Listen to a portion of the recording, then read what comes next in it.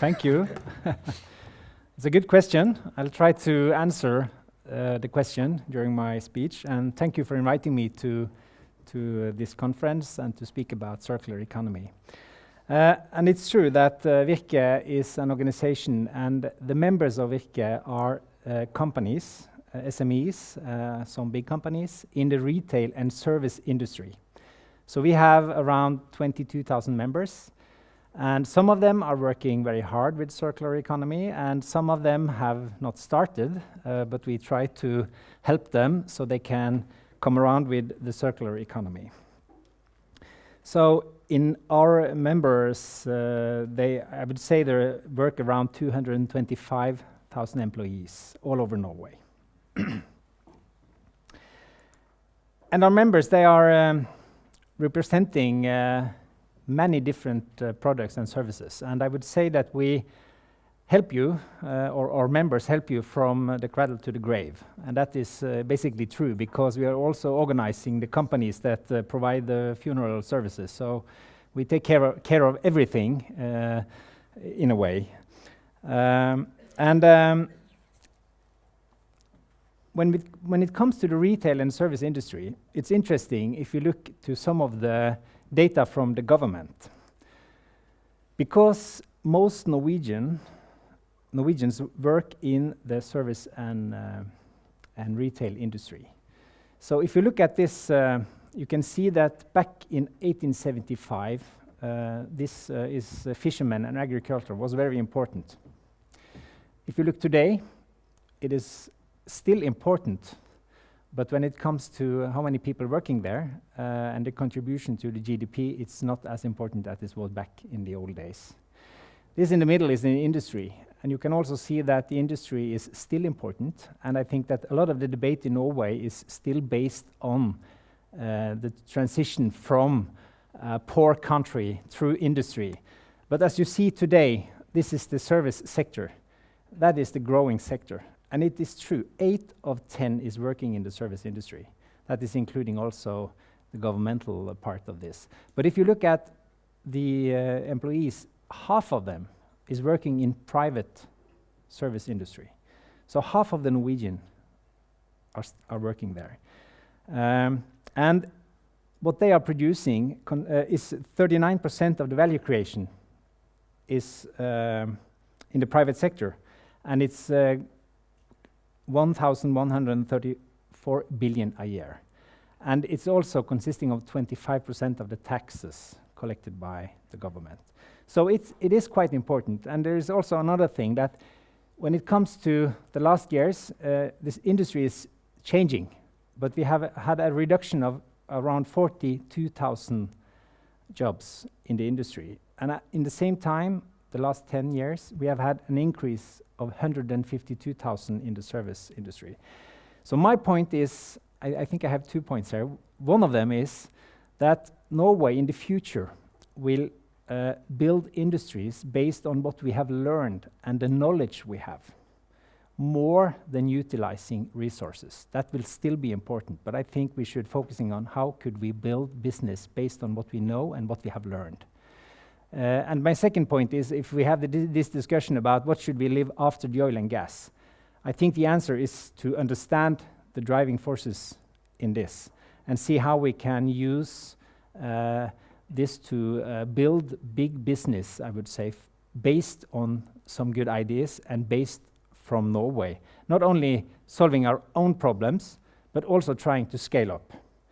So that is the mission we try to tell around when we have conferences, and we are there. And the future, 8 of 10 today, it will be 9 of 10. So it will grow, and that is the reason why I think it's important to look into what is behind and what kind of companies are coming. If we look at the consumption of services, it increases more than the consumption of goods. So for the last years, you will see that there has been, of course, the income has been higher for everyone in Norway, but we are consuming more services, 50% more compared to 25% of goods. And I think this is a trend, because time is more valuable for us, so we are more willing to pay for services, and at the same time, products become services. You're not going to the shop to buy a CD today. You have kind of a streaming service that provides you with music. So I think that services are more closely connected to products, and sometimes services is the most important part of the value that you provide to the customers. And at the same time, we want to buy more services because time is more valuable for us today than it was before. If you then look into this model, because if I look back and look into our members, they have different ambitions.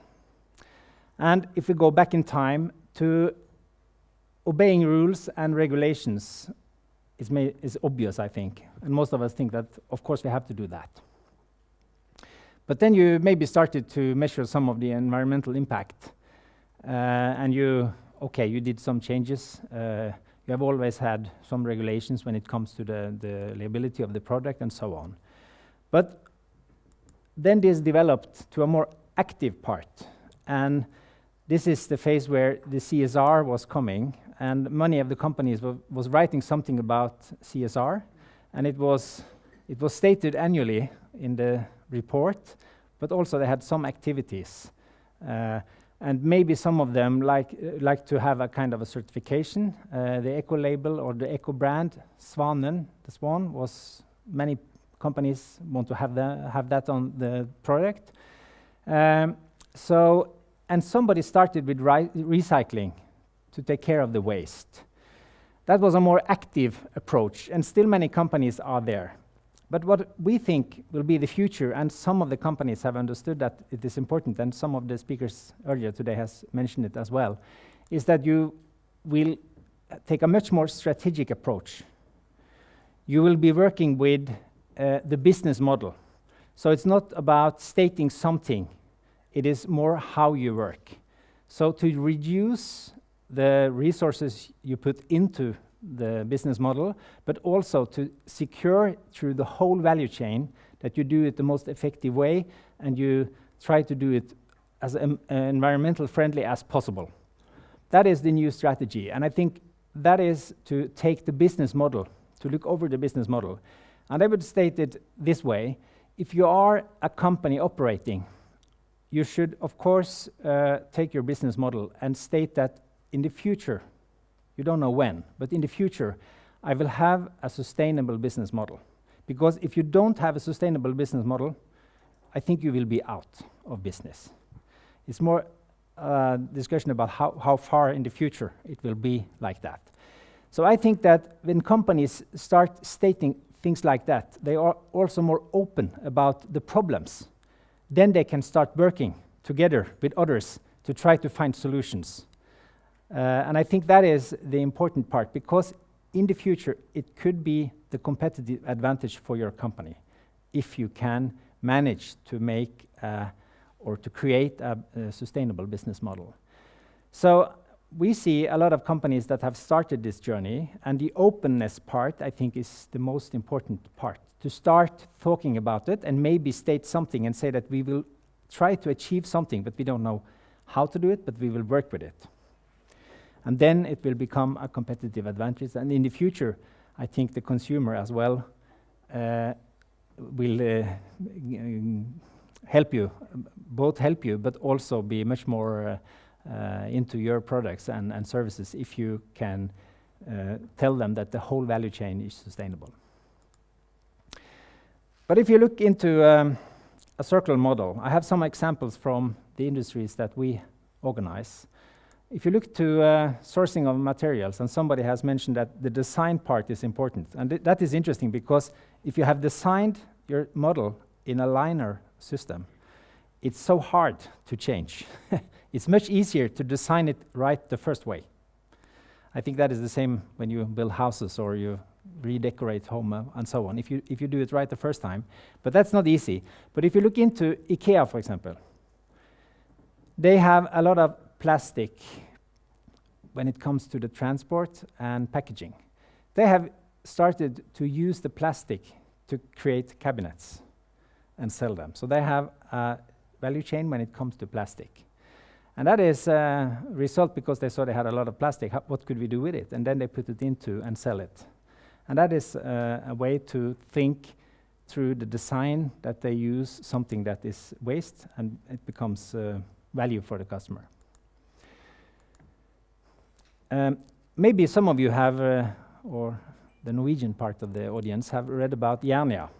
They are selling a lot of stuff, different kind of stuff. And they have an interesting strategy because they say in the future we are selling products, but 50% of the income should be services. And that is interesting. Because if you, I suppose when you make food at home, you maybe sometimes feel that the knife is not sharp enough. So Jernia today provide you with a service. You can take the knife with you back to Jernia and they will grinding the knife, so it will be good for you, sharpen it. And then you can get help when you buy something. They can help you with transporting it at home. And they are building a lot of new services. So the stores should be also service-oriented and help you, not only selling you products. Another interesting example is Tuller. This is a sharing, a renting model. And I don't know how many of you, do you know how many drills, electric drills, or there are in Norway? Anyone want to guess? 6 million. Not so many, 6 million. Maybe. No, 300,000. 300,000 drills. And the interesting thing is that we use them only 12 minutes. So what we are good at, we are not good at using them, we are good at storing them. And they take a lot of space. So Tuller, they have, I would say, the best equipment you can get if you want to go into concrete. So you can rent it. And they help you. Through 7-Eleven, you can rent it, pick it up, do the job, and deliver it back again. And this is an up and running model. And I think we will see more of that kind of sharing in the future. And then you have Polar Pyrene. Some of you maybe know them. They are producing garments, and they try to produce so you can use it not only for one children, but you can use it through generations. So it should last. So it's quality products that should last. And I think that is also an important part of the circular economy. And we also have, I remember Bergans that have, they are producing or selling outfit for when you go into the mountains. And they have a lot of quality clothes, but they have now started to have a second-hand shop inside the shop. And the most popular thing is to buy the second-hand. It's sold out. But the interesting thing was when they started this, they think that this was a good idea for the environment. But then there was Used Goods Act that was introduced in the 90s. And that was because they should take away crime. So you should, if you take in second-hand, you should have it in your firm for 14 days before you could sell it, because if there was something crime there, the police could follow that and then find, especially cars. So that was a problem because you had to have a permission from the local police to be able to sell second-hand, even it was their own products. And I think this is also a part of the circular economy. I think there's a lot of regulations, and I know there is one in this audience that we have discussed. There are sometimes strange regulations that are against transforming over to a circular economy. What happened with this act was that the Trade and Industry Minister, he said, I should remove it. So it will be removed in a short time. But I think that is important also to mention that regulations, taxation and so on also could be obstacles to come over to a circular economy. But what about the potential? According to the Circularity Gap report, only 9% is recycled globally, only 9%. So if we, in some areas, are on 50% in Norway, that's good. But only 9%. So we have a lot of waste, and it should be much higher than 9%. In Norway, 70% is domestic recycling, but that is the lowest in 12 years. So it's going in the wrong direction. And according to the Finnish innovation agency Sitra, if we could transform over to a circular economy, we could reduce the emission from materials with 56%. So there's a lot of opportunities. So what about the consumers? As you see, Finland is going up, and they have this seminar this week, or the seminar is going on when we are speaking here. And you see that Norway, we are behind, and that is interesting because Sweden even is very high, and Sweden has Greta Thunberg and fly skam, which has been discussed in Norway. So I think that some of the countries are even in front, and I think it's time for Norway to speed up, because somebody said this morning that we have good speed. I don't think we have enough speed. We need more speed. So if we go into the countries, for example, Denmark already have a strategy and a board, and they have agreement and 27 points for business and industry. So they are working with this now. In Finland, they have a roadmap, and they have, of course, this conference, which is the world first circular nation by 2020. That is the ambition, but you also have the World Conference this week. Sweden, they have an official report. And the Netherlands also have some goals, and they have 5 industries they're working with. But they have also managed to get the understanding of the circular economy out to people, so people understand this. In Norway, the government has produced something about waste, and then they have said during 2 years' time they will produce something on circular economy. And that is, I think, too slow. So in Virke, we are working with, of course, to influence the political decisions made in Stortinget and in the government. And we have a lot of networks and courses, and we try to nudge, to motivate, to share solutions with our companies or members. And of course, we assist them the best we can, being the platform to connect. But when it comes to our policy around this, a few weeks back we had a common article in the newspapers where we, together with LO, the union of the union, or the Federation of Unions in Norway, together we asked the government, we want to have a task force or an expert committee to go into this now, to start to see the whole range, to find some areas that we could start working with. And one thing is technological and the industry side, but I would also look at all the regulations and the laws, and the accounting environment in Norway are now start working with this. How can they contribute? So we should also find our 4 or 5 areas that we should dig deeper into. And of course, taxes on pollution, we should look into that. And of course, the instrument when it comes to innovation. And I can tell you that we are using more money on the agriculture and the fishing industry than we are using on the service industry, and we should also look over that, because I think a lot of the solutions are in the service industry. And of course, the industries that we are representing that are not used to work with guys like you. They are not used to work with researchers the way that Hydro and Agri does. We should also work to take down the barriers, so it could be much more research also for the retail and service industry. And of course, the procurement is very important. There was something from the government just a few weeks ago, and they will take this into Parliament now. But a lot of the members want that they have stronger regulations, but it should be equal for everyone. But stronger regulations on some areas to speed up solutions that are green. And of course, the competence issue, I think, is very important as well, because competence is the key.